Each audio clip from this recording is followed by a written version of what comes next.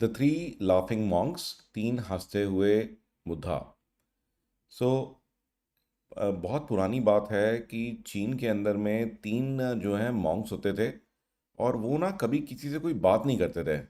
वो सिर्फ उनका एक ही काम था कि वो हंसते रहते थे। तो वो करते क्या थे कि वो किसी भी गांव में घुस जाते थे, वहाँ बीच में चौराहे पे खड़े हो जाते थे और ज़ोर ज़ोर से हंसना शुरू कर देते थे। तो उनकी जो हंसी थी वो इतनी मतलब कि वो इतना अंदर से अपने हंसते थे कि अपने पूरे सोल से, ठीक है ना, अपनी पूरी आत्मा से हंसते थे। ठीक है, तो यही उनकी खासियत थी। और उनकी हंसी जो कोई भी सुन लेता था, उसे हंसे बगैर रहा नहीं जाता था। तो जो भी उनके आसपास होते थे लोग, वो सब लोग हंसना शुरू कर देते थे, तो धीरे धीरे पता लगता था कि पूरा का पूरा गांव हंस रहा है। ठीक है, तो इस प्रकार से वो एक खुशी का माहौल जो है क्रिएट कर देते थे, एक पॉजिटिविटी का, एक उल्लास का माहौल क्रिएट कर देते थे। तो जिस भी गांव से जाते थे, तो इसीलिए ये जो लाफिंग बुद्धा जो है इसीलिए इतने फेमस हुए।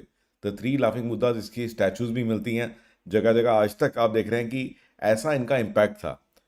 तो जब ये काफ़ी एजिड हो गए, तो एक गांव में थे और वहाँ पर जो है यही सेम सब कुछ कर रहे थे। तो जो एक बुद्धा है उसकी डेथ हो गई, जो काफ़ी एजिड हो गया। तो ये देख करके लोग बड़े हैरान हुए। उन्होंने कहा कि अब देखते हैं कि आज तक ये जो बाकी बुद्धा हैं, कभी ये कुछ बोले नहीं, कुछ और इन्होंने किया नहीं हंसने के अलावा। तो हो सकता है इस मौके पे ये किसी और तरह का रिएक्शन दें, कि हो सकता है ये रोएं या कुछ और हो। तो जो बाकी दोनों बुद्धा हैं, तो सरप्राइजिंग ये था कि जब इन्होंने देखा कि जो बुद्धा जिसकी डेथ हो गई थी, कि उसकी तो वो ज़मीन पे उसको लटा रखा था, और बाकी दोनों बुद्धा जो हैं वो ज़ोर ज़ोर से हंस रहे थे। ठीक है, तो ये देख करके उनको बड़ा आश्चर्यचकित हुए कि कमाल हो गया कि अभी इसकी डेथ हो गई है। तो लोगों ने उसे बोला भी, उन्होंने बाकी दोनों बुद्धा को बोला कि भाई अब ये जो है ये तो डेथ हो गई इसकी, तो अब आप क्यों हंस रहे हो। तो उन्होंने कहा कि भी इसमें हमने शर्त लगाई थी, और उसमें भी ये जीत गया। कि ये गेम था हमारा, हमने डिसाइड किया था कि देखते हैं कौन सबसे पहले जो है हंसते हंसते हंसाते हुए लोगों को सबसे पहले चला जाएगा। और आज जो है ये जो हमारा साथी है, इसमें भी ये हमसे आगे निकल गया। तो इस बात की हमें बड़ी खुशी है, और इसीलिए हम लोग हंस रहे हैं। और फिर जो है बारी आई कि भी उसको जलाने की, उसकी बॉडी को। तो चाइना में कस्टम होता है कि भी जैसे कोई भी पर्सन की डेथ हो जाती है, तो उसके कपड़े वपड़े चेंज करके नहला धुला के उसको फिर जो है उसको लटाया जाता है जलाने के लिए।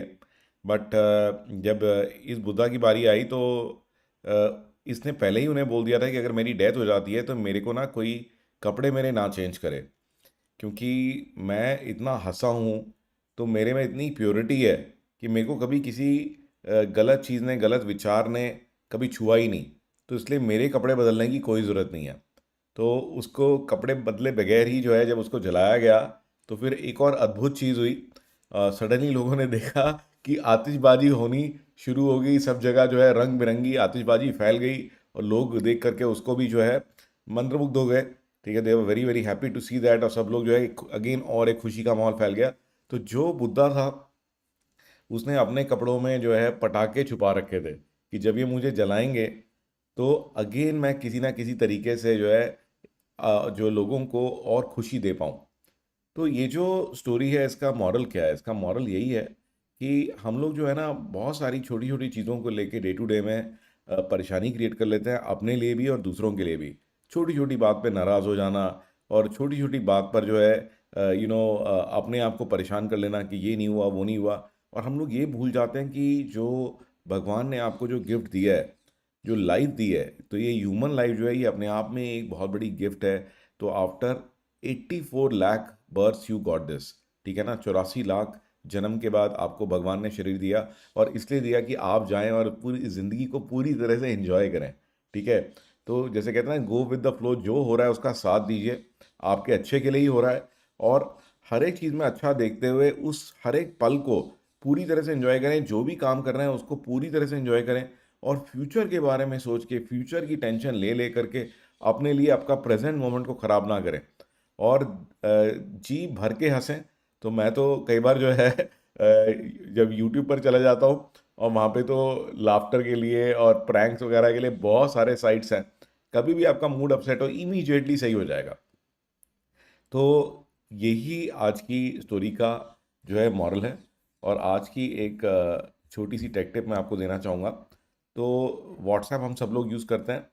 तो व्हाट्सएप के अंदर में ना मैं एक बार अपना,